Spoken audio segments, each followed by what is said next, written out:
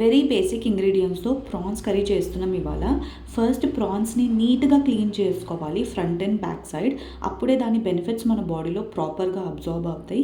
Clean చేసుకున్న ప్రాన్స్ని కొంచెం turmeric వేసుకొని ఒక 10 minutes బాయిల్ చేసుకోవాలి.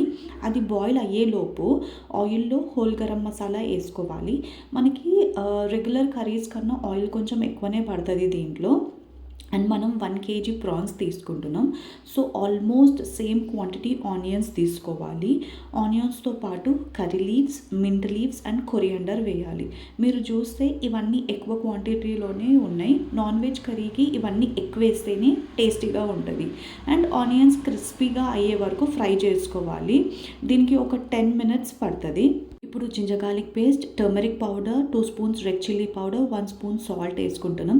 ఇవన్నీ వేసి మిక్స్ చేయాలి. తర్వాత బాయిల్ చేసుకొని స్ట్రెయిన్ చేసిన ప్రాన్స్ని వేసేయాలి. ప్రాన్స్ అయితే బాయిల్ చేసినాం కదా, ఇప్పుడు కొంచెం ఆయిల్లో ఫ్రై అవ్వనివ్వాలి.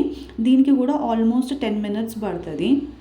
ఇప్పుడు ఒక 1/2 kg టొమాటోస్ చిన్నగా కట్ చేసి వేసేయాలి. కొంచెం గరం మసాలా కూడా యాడ్ చేసుకోవాలి. లిడ్ పెట్టేస్తే మీడియం ఫ్లేమ్లో ఇంకొక 10 minutes పెడితే perfectly cooked prawns curry ready అవుతుంది.